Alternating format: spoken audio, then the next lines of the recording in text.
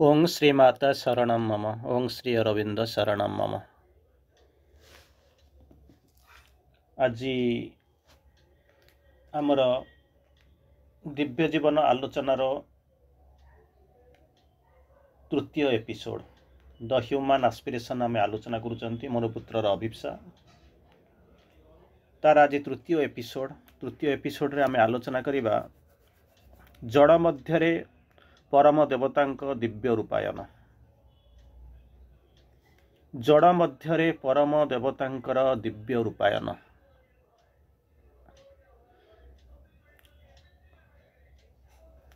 तेणु जो विगत दुईटा क्लास रे आम ताकू देखी आस्पृहा उपर आम आलोचना करते मुख्यतः से जो गोटे लाइन किछिटा आलोचना करते तार हूँ कौन ना चारिटा जिनस प्रति जदि आपणकर बांछा थी जदि खोजुवे ताहले आपन को आस्पृहा करा जाउची बोलिक कहिबे से हूँ जहाँ फ्रीडम इमोर्टालिटी गॉड आउ लाइट।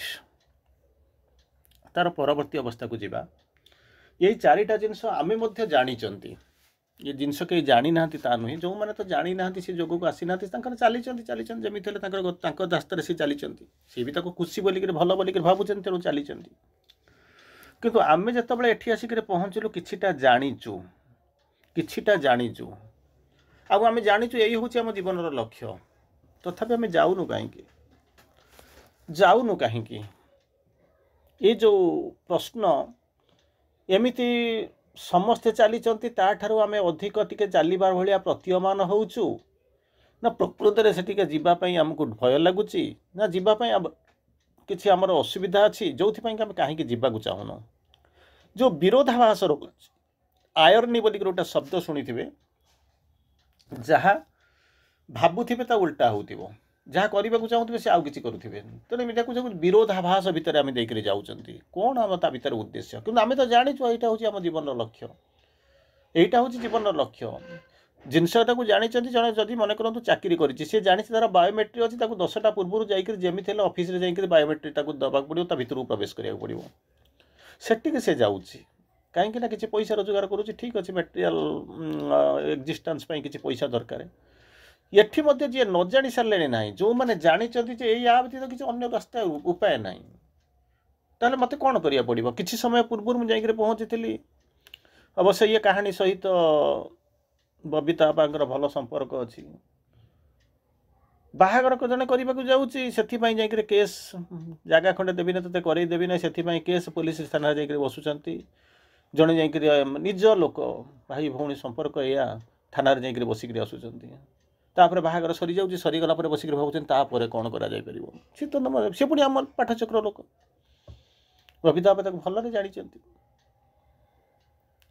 ताले आम तो सबू जाक करुचु पाठचक्र करुचु पाठचक्र 1000 लोक खाया पीवा दौचु विभिन्न जगह वक्ता आसुँ आम कौन करुचु जदि न जानी था तो नाई जे नाई सी सब करुँच जमी बाड़ी संपत्ति टंका प्रतिदिन लोक मर्डर कर काटी दौर हाई दौर कौन नहीं कौन कर दौरान किंतु आम जानी सारा ये विरोधाभास कहीं आसूँ जो कि आम जाऊँ ताको जहाँ लाइफ डिवाइन आधार में आम कि समय आलोचना करवा कौन कहते मानव जीवनर नैत्य निमित्तिक वास्तव जीवनर अभिज्ञता सहित मनुष्य पोषण कर आसीथिबा से अनिर्बाण आदर्शमय कौन होती चिरकाल एक विरोध रही आसी दुईटा जिनस विरोध माने बुझुचे तो आपड़ जदि रास्तार जाऊे मुझे मो रास्तार जाऊँगी तो कहीं बाड़िया पिटा हवा कहीं जाऊँच कि गोटाए जगह मुझे कौन कर आगे जाऊँगी आप से रास्तार आस दी जन जाक सामना सामने हो पिटा पिट हो कौटी गोटाए कौन हो चलवाई कौन हो भेस्टेड इंटरेस्ट रोचे जदि आपड़ ताको जाणिक बाट काटी चली जाते विरोध हुआ ना झगड़ा हुआ ना पिटिपाटी हुए ना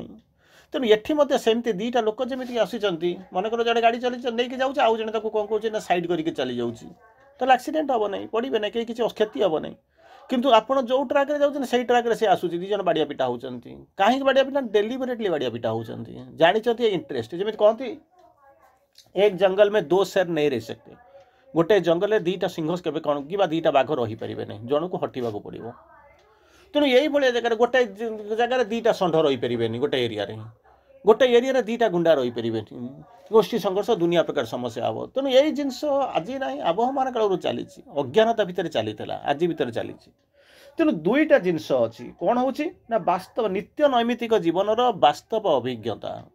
ଆଉ ଗୋଟେ ଜିନିଷ ଯେଉଁଟାକୁ ପୋଷଣ କରିକି ଆସିଛନ୍ତି, ଯେଉଁ କାମ କରିବାକୁ ଆସିଛନ୍ତି, ଏଠି ଗୋଟେ ଜୀବନ ଚାଲୁଛନ୍ତି, ପ୍ରାକ୍ଟିକାଲି ଆମେ କେତେ ବାଟ ସକ୍ସେସଫୁଲ୍ ହେଉଛୁ ଜାଣିନୁ, ପଢ଼ୁନୁ କି ପଢ଼ିଲେ ବି କ'ଣ ଏପଟେ ଏ କାନରେ ପୁରଉଛୁ ସେ କାନରେ ବାହାର କରିଦେଉଛୁ। ତେଣୁ ଇଏ ଜିନିଷ ହେଉଛି କାନରେ ପଶିକିରି ଗୋଟେ ଗୋଟେ ଯେମିତି ମାଙ୍କଡ଼, ବିବେକାନନ୍ଦଙ୍କର ମାଙ୍କଡ଼ କାଠିଟାଇ ପୁରେଇଲା ବେଳକୁ ସେ ତାର କ'ଣ କରୁଛି ଭିତରକୁ ପଶୁନି, ଭାଙ୍ଗିକିରି ଡିଫ୍ଲେକ୍ଟ ହେଇକିରି ପଳେଇ ଯାଉଛି।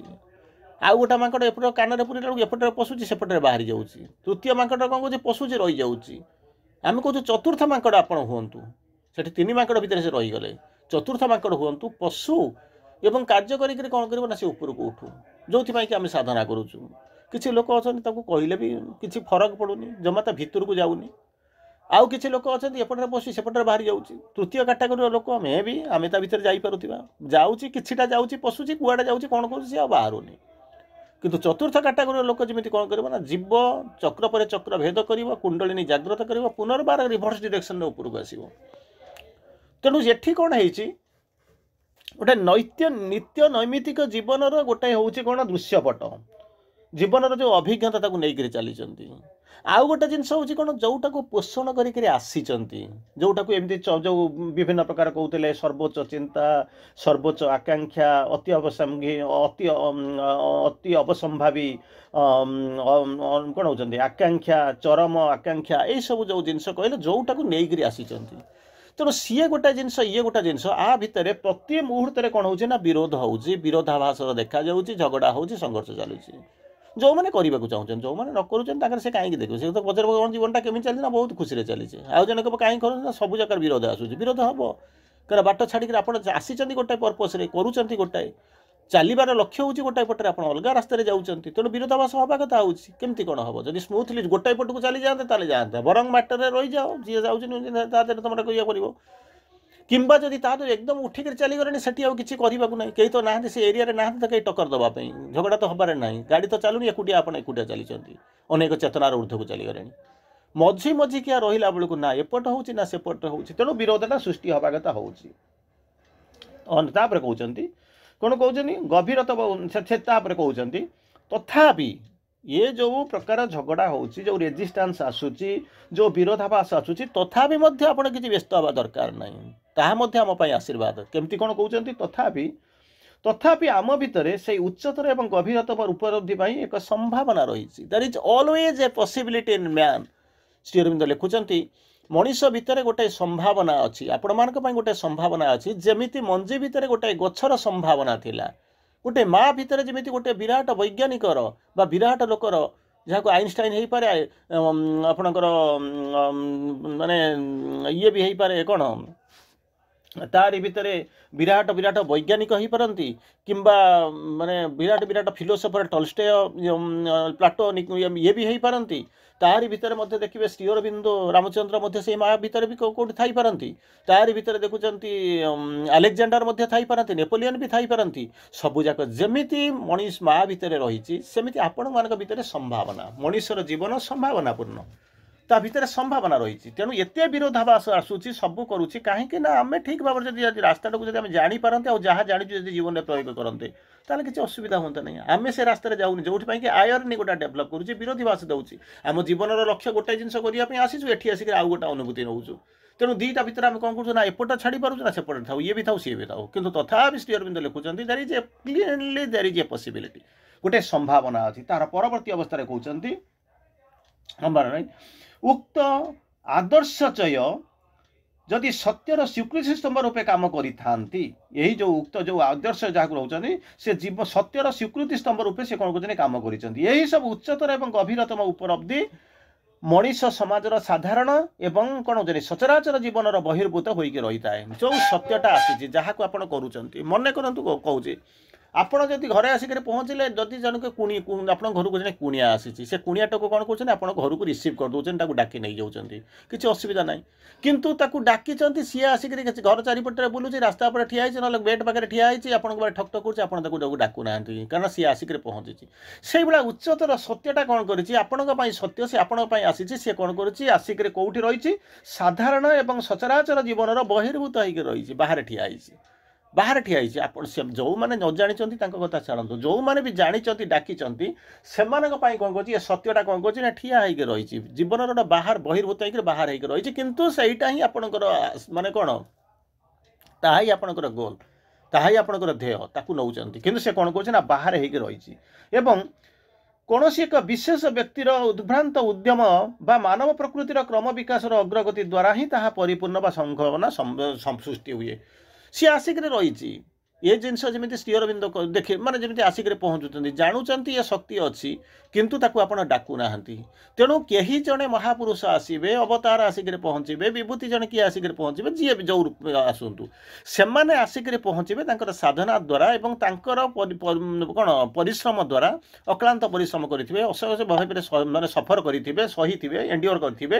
ତା ଦ୍ୱାରା କ'ଣ କରିବ, କେବଳ ସମ୍ଭବ ହେବ, ସେ ବାଟ ଦେଖାଇବେ ଏବଂ ୟାକୁ କ'ଣ କରିବେ, ସଫଳ କରିକି ଯିବେ। ଯେମିତି ମା ଶ୍ରୀ ଅରବିନ୍ଦ ଆପଣଙ୍କ ପାଇଁ କରିକି ଗଲେ, ଠିକ୍ ସେଇଭଳିଆ ଜିନିଷ କେବଳ ସମ୍ଭବ ହେବ ସେଇମାନେ ଆସିକରି କରିବେ। ସର୍ବାଙ୍ଗୀନ ଏବଂ ପରିପୂର୍ଣ୍ଣ କରିବା ହିଁ ସମ୍ଭବ ହୁଏ। ତେଣୁ ଏଇ ଯେଉଁ କହୁଛନ୍ତି ଅହମିକା କ୍ଲିଷ୍ଟ ଜୈବ ଚେତନାର ଆଧାର ଉପରେ ଦିବ୍ୟ ପୁରୁଷକୁ ଜାଣିବା, ଲାଭ କରିବା। ଆମେ ଏସବୁ ଜିନିଷ କ'ଣ କରିବା, ଯାହାକି ସେମାନେ ଆସିକରି କରିକିରି ଯାଇଛନ୍ତି, ବା ଶ୍ରୀ ଅରବିନ୍ଦ ମା ଆସି ଆପଣଙ୍କୁ ବାଟ ଦେଖାନ୍ତୁ। ବିଭିନ୍ନ ପ୍ରକାର ସମ୍ଭବାମି ଯୁଗେ ଯୁଗେ ଯେତେବେଳେ କହୁଛନ୍ତି, ଯୁଗେ ଯୁଗେ ବିଭିନ୍ନ ଯୁଗରେ, ବିଭିନ୍ନ ସମୟରେ, ବିଭିନ୍ନ ଧାରାରେ, ବିଭିନ୍ନ ନାମରେ, ବିଭିନ୍ନ ରୂପରେ ସେମାନେ ସବୁ ଆସିଛନ୍ତି।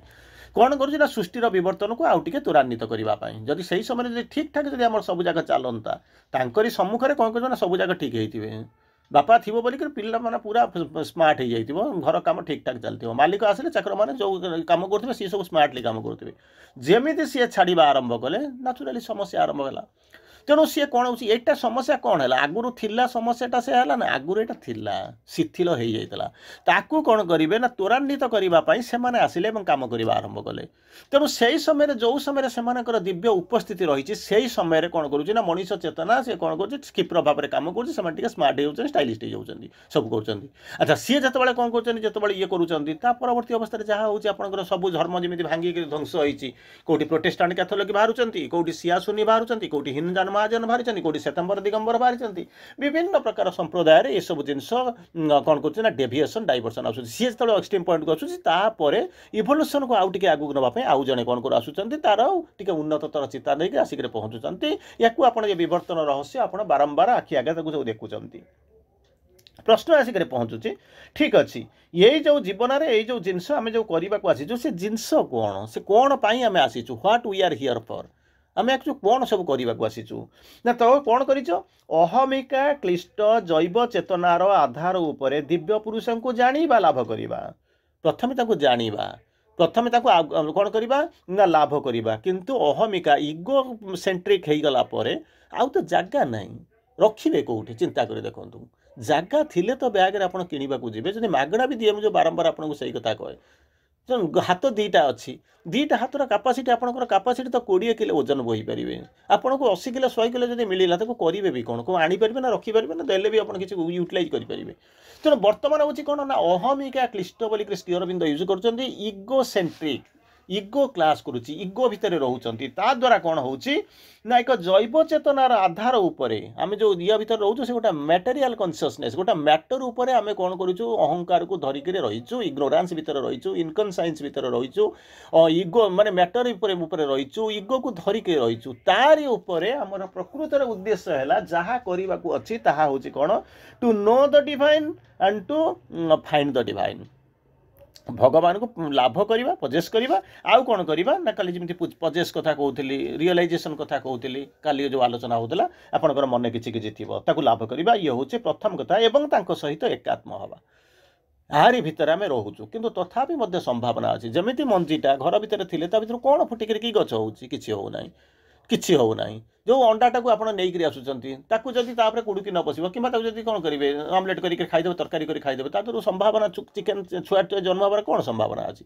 ଠିକ୍ ସେଇଭଳିଆ ଆମ ଭିତରେ ଯେଉଁ ସମ୍ଭାବନା ଗୁଡ଼ାକ ଅଛି, ଆମେ ଯେଉଁଥିପାଇଁକି ଚେଷ୍ଟା କରୁଛୁ, କ'ଣ ହେଉଛି, ପ୍ରଥମେ ହେଇଛି କ'ଣ ନା ଅହମିକା କ୍ଲିଷ୍ଟ ରହିଛୁ, ଜଡ଼ର ଆଧାର ଉପରେ ରହିଛୁ। ତାରି ଭିତରେ ଆମର ଉଦ୍ଦେଶ୍ୟ ହେଉଛି ଦିବ୍ୟ ପୁରୁଷଙ୍କୁ ଜାଣିବା, ଲାଭ କରିବା ଏବଂ ଏକାତ୍ମ ହେବା। ଜାଣିବା, ଲାଭ କରିବା ଏବଂ ଏକାତ୍ମ ହେବା, ଏ ତିନିଟା ଜିନିଷ ଆମର ହେଉଛି ପ୍ରଥମ କଥା। ଦ୍ୱିତୀୟ କଥା ହେଉଛି କ'ଣ, ଆମ ଜଡ଼ ମନର ଅର୍ଦ୍ଧ ଆବେଗ କ'ଣ ହେଉଛନ୍ତି ଅସ୍ପଷ୍ଟତାକୁ ଅତିମାନସର କ'ଣ ହେଉଛନ୍ତି ପରିପୂର୍ଣ୍ଣ ଜ୍ୟୋତି ଦ୍ୱାରା ଉଦ୍ଭାସିତ ଏବଂ ରୂପାନ୍ତରିତ କରିବା। ଆପଣ ଅଧିକାଂଶ ସମୟରେ ଗୀତ ବୋଲନ୍ତି, ଅନ୍ଧାର ଘେରା ମକୁଟିରେ ସତେ ଜ୍ୟୋତିରେ ମଇଗ ଆସିବ। ତେଣୁ ଯିଏ ସେ ଗାଉନି, କାହିଁକି ସିଏ ଯିଏ ଜାଣିନାହିଁ ସିଏ କେମିତି ଜାଣିବ ମୋ ଜୀବନରେ ଅନ୍ଧକାର ଅଛି? ସେ କହିବ ମୋର ତ ଠିକ୍ ଠାକ୍ ଚାଲିଛି, ଏଇ ରାତିରେ ଶୋଇବି, ସକାଳୁ ଉଠିକି ଯାଇକି ପହଞ୍ଚିବି, କ'ଣ କରିବି ଏଥର ମୁଁ ତ ଖୁସିରେ ଅଛି, ଏଥିରେ କିଛି ଅସୁବିଧା ନାହିଁ, ମୁଁ ତ ବଡ଼ ଖୁସିରେ ଆନନ୍ଦରେ ଅଛି। କିନ୍ତୁ ଏ ଗୀତଟାକୁ ଯିଏ ଗାଇଥିବ ବା ଯିଏ ଲେଖିଥିବ ବା ଯେଉଁଥିପାଇଁ ଯେଉଁ ଉଦ୍ଦେଶ୍ୟରେ ଲେଖା ହେଇଥିବ ସିଏ ଜାଣିଥିବ ଯେ ଆଟଲିଷ୍ଟ କ'ଣ ହେଇଛି ନା ମୋ ଯେଉଁ ଜୀବନ ଭିତରେ ରହୁଛି ତାହା ହେଉଛି କେମିତିକା ଜୀବନ, ଏକ ଅହମିକାରେ କ୍ଲିଷ୍ଟ ହୋଇଥିବା ଜୀବନ, ଅନ୍ଧକାରରେ ଘେରା ହେଇଥିବା ଜୀବନ, ନିଶ୍ଚେତନାରେ ଭରି ରହିଥିବା ଜୀବନ। ୟା ଭିତରକୁ କ'ଣ ହେବ ନା ସେ ଆଲୋକ ରାଶି, ସେ ଜ୍ୟୋତି ରାଶି, ଅତିମାନସ ଜ୍ୟୋତି, ଶକ୍ତି, ଚେତନା ଏଟା ଆସିବାକୁ ପଡ଼ିବ। ତେଣୁ ସିଏ ଯଦି ନ ଆସିବ ଇଏ ଆଲୋକ ହେବ ନାହିଁ, ନିଶ୍ଚେତନା ଭିତରୁ କିଛି ପେନିଟ୍ରେଟ୍ କରିପାରୁନି, ଅନ୍ଧାର ହିଁ ଅନ୍ଧାର, ତାରି ଭିତରେ ଯିବ, କେହି ଆସିଲେ ବି କିଛି କରିପାରିବେନି। ତେଣୁ ଦ୍ୱିତୀୟ କଥା ହେଉଛି, ପ୍ରଥମ କଥା ହେଉଛି କ'ଣ, ଦିବ୍ୟ ପୁରୁଷକୁ ଜାଣିବା, ଲାଭ କରିବା ଏବଂ ତାଙ୍କ ସହିତ ଏକାତ୍ମ ହେବା, ଇଏ ହେଉଛି ପ୍ରଥମ କଥା। ଦ୍ୱିତୀୟ କଥା ହେଉଛି କ'ଣ ନା ଜଡ଼ ମନର ଅର୍ଦ୍ଧ ସଚେତ ଅସ୍ପଷ୍ଟତା, ଟିକେ ଟିକେ ନିଶ୍ଚିତ ଭାବରେ ଯେଉଁମାନେ ଶୁଣନ୍ତୁ ଅର୍ଦ୍ଧ ସଚେତ ମାନେ ସେ ହୁଏତ ଶ୍ରୀ ଅରବିନ୍ଦ ଆମରି ଭଳି ଲୋକଙ୍କ କଥା କହୁଥିବେ, ଯେଉଁମାନେ କିଛି କିଛି ସଚେତନ ହେଲେଣି କିନ୍ତୁ ଜଡ଼କୁ ଛାଡ଼ି ନାହାନ୍ତି କି ସ୍ପିରିଟ୍ରେ ବାସ କରୁନାହାନ୍ତି, ଆରି ଭିତରେ ମଝିଆମଝି ରହିଛନ୍ତି। ତାରି ଭିତରେ କ'ଣ କରିବେ, ଅତିମାନସର ପରିପୂର୍ଣ୍ଣ ଜ୍ୟୋତି ଦ୍ୱାରା ଉଦ୍ଭାସିତ କରିବେ ଏବଂ ରୂପାନ୍ତରିତ କରିବେ। ଯେଉଁଟାକି ଆମ ଆଗରୁ କହିଥିବି, ଆପଣ ଶୁଣିଥିବେ, ଯେଉଁ ନିଶ୍ଚେତନାର ଗହ୍ୱରଟା ଏତେ ଡେନ୍ସ, ଏତେ ଗଭୀର, ତା ଭିତରକୁ ଯଦି ଇଭେନ୍ ଓଭର ମାଇଣ୍ଡର ଯଦି ଅନ୍ୟ କଥା ଛାଡ଼ି ଦିଅନ୍ତୁ, ଇଲୋ ମାଇଣ୍ଡ, ହାୟର ମାଇଣ୍ଡ, ଇଣ୍ଟୁଇଟିଭ୍ କଥା ଛାଡ଼ନ୍ତୁ, ଓଭର ମାଇଣ୍ଡର ଲାଇଟ୍ କନସିୟସନେସ୍ ପାୱାର ଯଦି ଆସି ପହଞ୍ଚୁଛି, ସେ କିଛି ପରିମାଣରେ ପେନିଟ୍ରେଟ୍ କରିବ କିନ୍ତୁ ତାକୁ ରୂପାନ୍ତର କରିପାରିବ ନାହିଁ, ସେଇଥିପାଇଁ ଆମକୁ କ'ଣ କରିବାକୁ ପଡ଼ିବ ନା ଅତିମାନସର ପରିପୂର୍ଣ୍ଣ ଜ୍ୟୋତି, ଅତିମାନସରେ ପରିପୂର୍ଣ୍ଣ ଜ୍ୟୋତି ଦ୍ୱାରା ତାକୁ ଉଦ୍ଭାସିତ କରିବାକୁ ପଡ଼ିବ ଆଉ ରୂପାନ୍ତରିତ କରିବାକୁ ପଡ଼ିବ।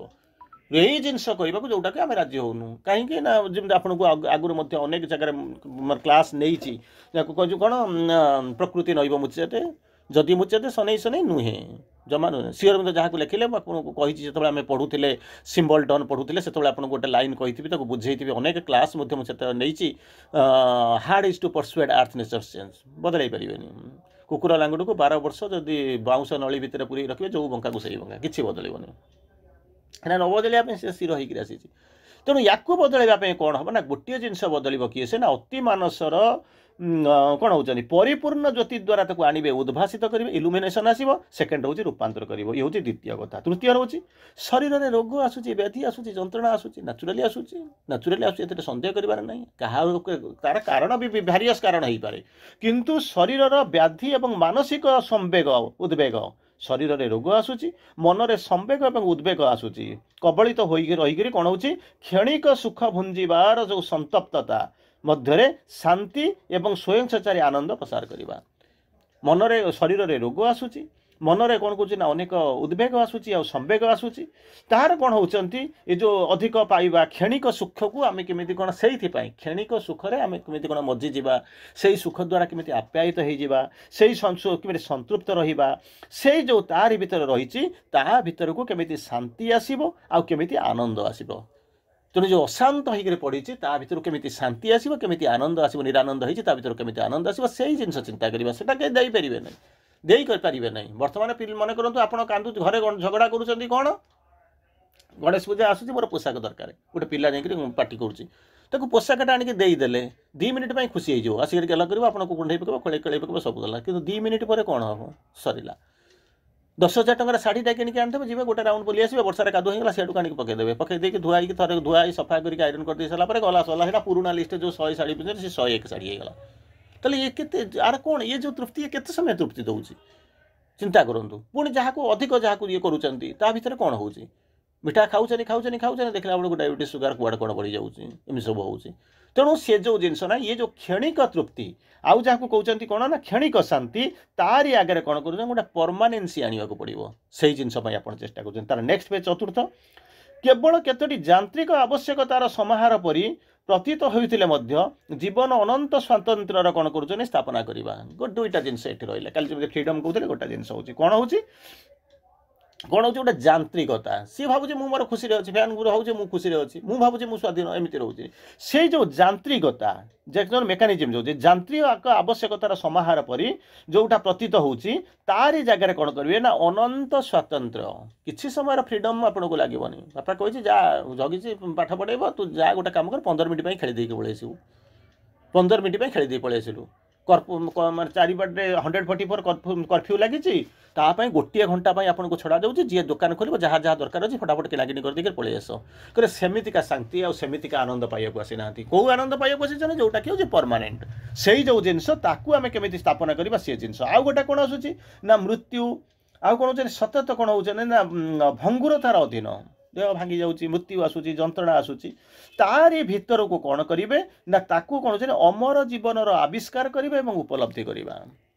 मृत्यु भितर अमरत्वर उपलब्धि और आविष्कार करवा ये जिनस केमिति करेंगे से हूँ जहाद्वारा कि जड़ भितर परम दिव्य चेतनांकर कौन होती परम देवतांकर से कौन हो ना दिव्य रूपायन संभव हम यही जिनस आपन को करने को आसी से दिन से भाया बुद्धदेव बाहर चलीगले देखिले 3 जन को देखुं किए से ना गोटे रोगी रोग हम ना हाँ शरीर थी रोग हम ये किए से ना सी हूँ वृद्धा केमी कौन ना बयस उड़े वृद्ध हम ना मुझे ना हाँ से हम ये किए से ना मृतक राम नाम सत्य हरिनाम सत्य हो चली ना मुझे मरबी ना हाँ जन्म से मृत्यु अनिर्वाज्य ताको छाड़ी देकर चलीगले राज सुख सब जाक छाड़े भिक्षुक होगले बुद्धत्व प्राप्ति है कौन सब विभिन्न प्रकार सब होगा अनेक जिनस होगला कौन होकर शिष्य मैंने आसिक पहुँचले अन्य मान कथा छाड़ू पृथ्वी केत बदलिला किंतु जड़े शिष्य जो बुलूँ कौन करुँच पचारूँ कौन ना कामनार विनाश ये दुखर विनाश तापर पचारूँ ना रे कामनार विनाश जी दुखर विनाश एपटे तो बोधिसत्व बुद्धंकर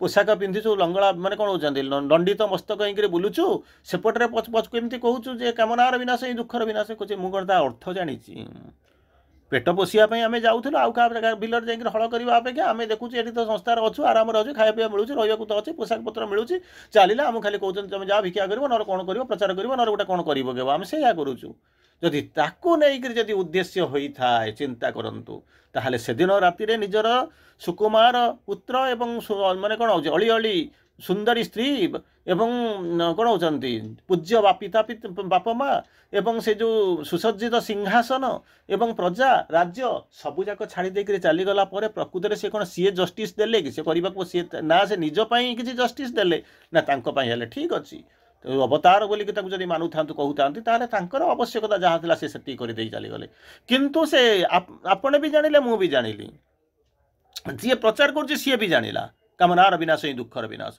गोटे समय जो आप कौन गोटे फ्री आवर जो जीरो आवर तक पचारूँ से कामनार विनाश ही दुख विनाश ता माने कौन ना से कथा कौन मु जानी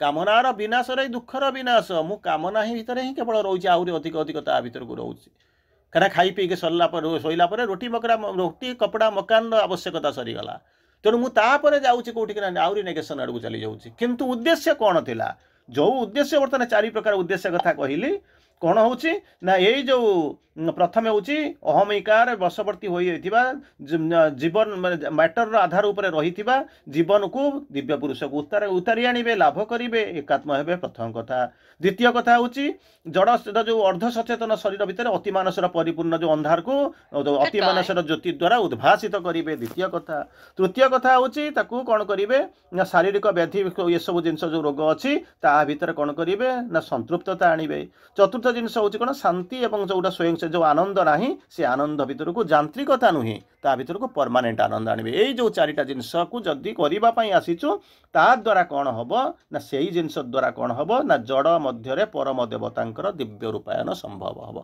वंदे मातरम।